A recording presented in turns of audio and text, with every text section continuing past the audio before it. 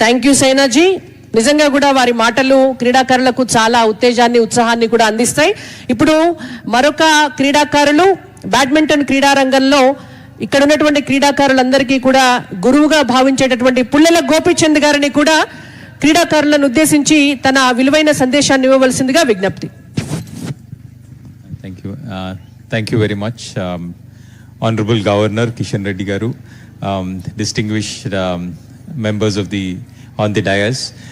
చాలా సంతోషంగా ఉంది ఇలాంటి ప్రోగ్రామ్కి రావటం అనేది. టిపికలీ ఇంతమంది ఇంత ఇంట్రెస్ట్తోని చాలా తక్కువ మంది స్పోర్ట్స్ ఈవెంట్స్ చేస్తారు. కానీ నరేంద్ర మోడీ గారు వచ్చిన తర్వాత లాస్ట్ 12 yearsలో చూసుకున్నట్లయితే స్పోర్ట్స్కి చాలా మట్టుకి ఎంకరేజ్మెంట్ పెరగటం జరిగింది. ఈరోజు మనకి భారతదేశంలో స్పోర్ట్ అనేది ఒక కెరియర్ లాగా భావించాల్సిన అవసరం ఉంది అని నరేంద్ర మోడీ గారు చెప్పడం జరిగింది. నాకు మేము 2014 కామన్వెల్త్ గేమ్స్ గెలిచిన తర్వాత మెడల్స్ తర్వాత వచ్చినప్పుడు ప్రధానమంత్రి గారు చెప్పిన మాటలు ఇది: ఏ దేశమైనా, ఏ ప్రదేశమైనా, ఏ community, race or culture grows because of pride. And every success of sports persons brings pride to the people, which is most important for development to happen. So ilanti vishayalu manaki chala avasaram. Manaki sport anedi health fitness e kaakunda oka national pride ni తీసుకురావటం అనేది జరుగుతుంది.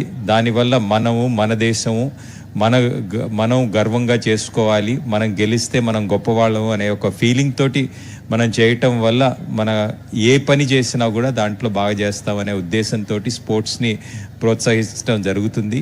ఇది నా చాలా సంతోషం. And ఈరోజు కిషన్ రెడ్డి గారు ఇంత ప్రొయాక్టివ్గా ప్రోగ్రామ్ చేయటం, అలాగే గవర్నర్ గారు who has been somebody who has always been supportive for sports. So it's a great moment. Every few years we have these golden eras, and I am sure that these few years are the golden eras of Indian sport.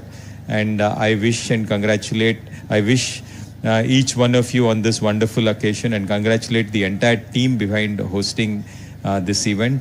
Thank you very much for having me here. It's a great atmosphere, and I wish you all the very best. Thank you. Thank you Gopichand గారు. గట్టిగా ఒక్కసారి మీరందరూ క్రీడాకారులు మాట్లాడితే, టీవీలో చూస్తే అయితే ఇంట్లో కేరింతలు కొడతారు, కానీ డయాస్ మీద డైరెక్ట్గా వచ్చి మాట్లాడితే గట్టిగా చప్పట్లు.